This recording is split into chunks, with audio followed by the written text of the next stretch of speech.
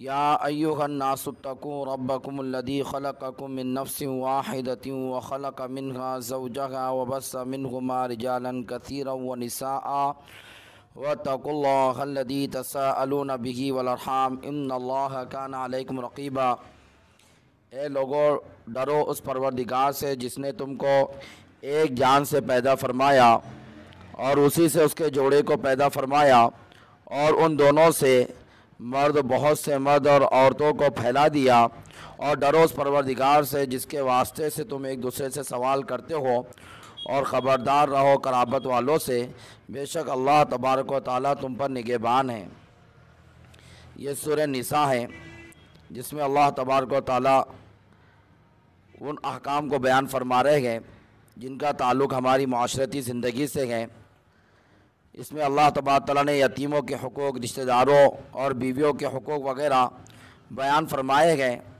लेकिन हुकूक़ कुछ तो ऐसे होते हैं जो कानून में आ सकते हैं, कानूनी दबाव के ज़रिए से अदा कराए जा सकते हैं। जैसे आम मामलात, ख़रीदो फ़रोख्त, इजारा, मजदूरी के ज़रिए पैदा होने वाले हुकूक़ जो बाहमी मुआहदात और सुलह के ज़रिए तय हो सकते हैं।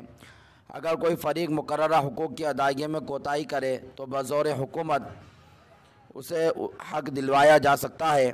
लेकिन औलाद, वालिदैन, शौहर, बीवी, यतीम बच्चे जो अपने तहवील में हो और दूसरे दिगर रिश्तेदार, उनके हुकूक़, ये ऐसे हुकूक़ है और ऐसा इनका आपस का ताल्लुकात है कि जिनका मदार अदब, एहतराम, दिलदारी, हमदर्दी, क़ल्बी खैर खाई पर है।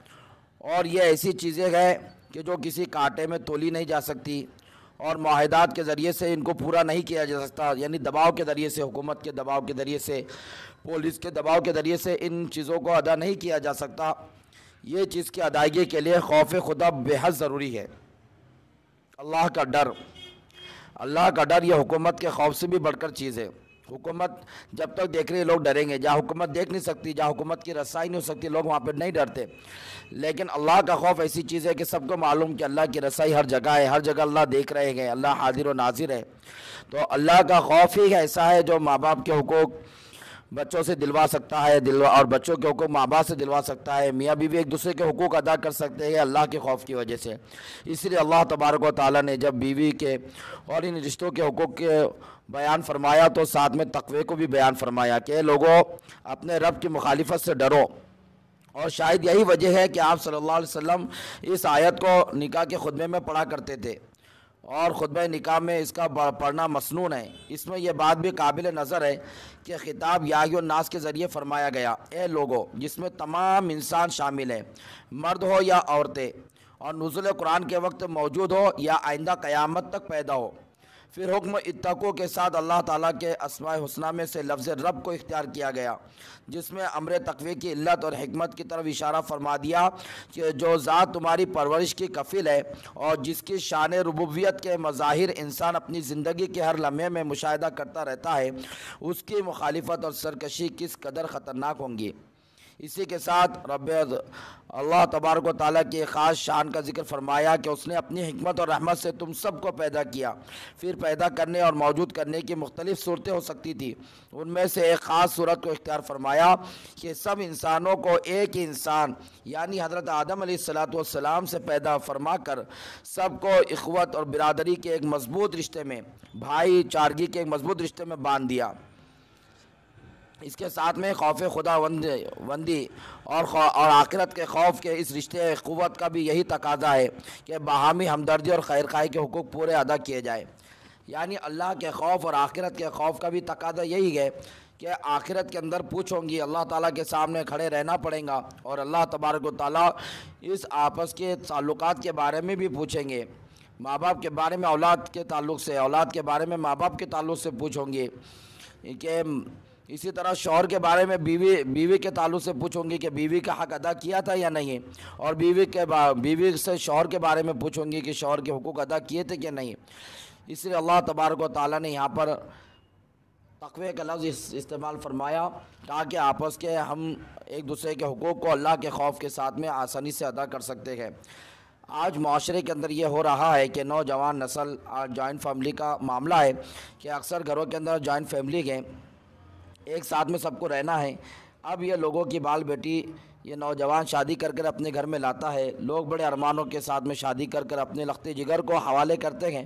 ہو رہا یہ ہمارے معاشرے کے اندر کہ ظلم کی ابھی بھی انتہا ہے، کہ بہت سارے گھرانوں کے اندر، جوائنٹ فیملی کے اندر عورت کے اوپر بڑا ظلم ہوتا ہے۔ مثال کے طور پر گھر کے اندر ایک بہو آئی، ابھی دو دیور ہے، جیٹ ہے، ننن وغیرہ ہے، یہ سارا معاملہ ہے گھر کے اندر۔ اب یہ اکیلی بہو آنے کے بعد ماں سارے کام کرنا چھوڑ دیتی ہے، آرام کرنے لگ جاتی ہے کہ اب گھر کے اندر میں نے نوکرانی لے کر آئی۔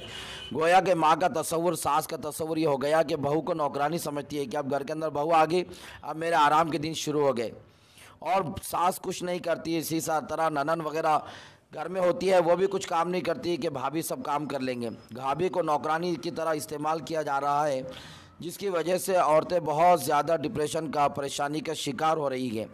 بہت سے عورتیں طلاق تک کی نوبت آ جا رہی ہے۔ اس کی وجہ یہی ہے کہ بہت ساری وجوہات میں ایک وجہ یہ بھی ہے کہ عورت کے اوپر بڑا ظلم گھر کے اندر ہو رہا، کہ ہوتا یہ ہے کہ گھر کے اندر سارے لوگوں کا کھانا پکانا، سب لوگوں کی چائے بنانا، کوئی دیور کب اٹھتا ہے، کسی دیور کو کب چائے لگتی ہے، ننن کو کب لگتی ہے، پھر ساس کو، پھر سسرے کو، ہر ایک کی الگ الگ چائے اس کو بنانا پڑتی ہے، پھر سب کے کھانے کے وقت الگ الگ ہے۔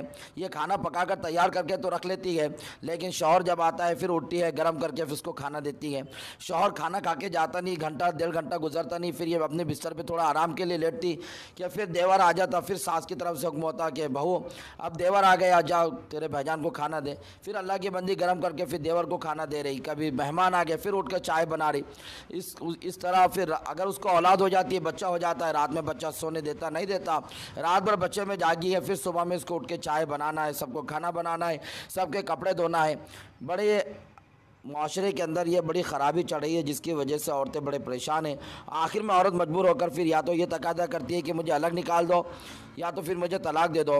تو شوہر کا معاملہ یہ ہے کہ شوہر اپنی جوانی کے جنون کے اندر، اپنے ماں باپ کی اندھی محبت کے اندر، اپنی بیوی کو، لوگوں کی بال بیٹی کے ساتھ میں معاملہ یہ کرتا ہے کہ تجھے رہنا ہے تو میرے ماں باپ کی خدمت کرنا پڑے گی، ورنہ میں تجھے طلاق دے دیتا، میں تجھے الگ نہیں رکھ سکتا، میں اپنے ماں باپ سے الگ نہیں ہو سکتا۔ جبکہ شریعت، ہماری شریعت اسلامی یہ کہتی ہے کہ شوہر کے ذمہ نان، نفقہ اور سکنا ہے۔ نان کے معنی اس کے روز کے کھانے کا انتظام کرنا شوہر کی ذمہ داری، نفقے کا معنی اسے کچھ خرچ روپیہ پیسہ اس کو دینا شوہر کی ذمہ داری، اسی کے ساتھ میں اس کو رہنے کے لیے رہائشی مکان دینا یہ شوہر کی ذمہ داری ہے۔ جب وہ اپنا ذاتی مکان مانگنے کی کوشش کرتی ہے، اپنے رہائش کے لیے سکون والا مکان مانگنے کی کوشش کرتی ہے، تو شوہر کی طرف سے اسے ایسے جوابات ملتے ہیں جس سے وہ مجبور ہو کر طلاق کی طرف آ جاتی ہے۔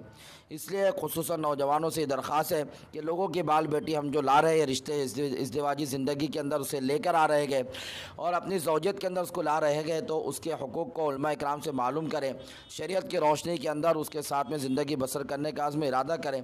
ماں اور بیوی کا جھگڑا ہم کو دکھ رہا ہے کہ ہم گھر میں داخل ہوئے اور ماں اور بیوی دونوں آپس میں جھگڑا کر رہے گئے، ہماری اس وقت ذمہ داری ہے کہ ہم بیلنس برابر رکھیں۔ شوہر کا کام یہ ہے کہ اپنی والدہ کے ساتھ میں بھی اس کا مقام کا پاس و لحاظ رکھتے ہوئے اس کے ساتھ میں سلوک کرے، اور اپنی بیوی کو بھی محبت وغیرہ کا مقام دیتے ہوئے اس کے ساتھ میں ویسا سلوک کرے۔ ماں کے سامنے بیوی کو برا بھلا نہ کہے، بیوی کے سامنے اپنی ماں کو برا بھلا نہ کہے، دونوں کی محبت کا بیلنس، دونوں کے حقوق کی رعایت بالکل برابر رکھنے کی کوشش کرے۔ کسی کی طرف زیادہ جھکاؤ نہ ہو، ورنہ قیامت میں اللہ کو جواب دینا پڑے گا۔ ماں ہے، اس نے پیدا کیا ہے، تکلیفیں اٹھائی ہے، اس کے حقوق کو بھی ادا کرے۔ اور بیوی ہے، لوگوں کی بال بیٹی کو ہم نے لے کر آ گئے، اس کو نوکرانی نہ سمجھے، اسے اپنی ملکیت نہ سمجھے کہ ہم اس کے مالک بن گئے، نہیں، اس کو اللہ نے آزاد پیدا کیا، آپ اس کے مالک نہیں بنے، نہ ہی وہ آپ کی نوکرانی ہے۔ ہاں، اس کی اخلاقی فریضہ ہے کہ ساس کے خدمت کرے، شوہر کی خدمت کرے، گھر میں رہنے والے افراد کی خدمت کرے، اس کا اخلاقی فریضہ ہے، لیکن اس کے اوپر دباؤ ڈالنا یہ ہمارے لیے غیر مناسب فعل ہے۔ اللہ تبارک و تعالیٰ کہنے سے عمل کی توفیق عطا فرمائے۔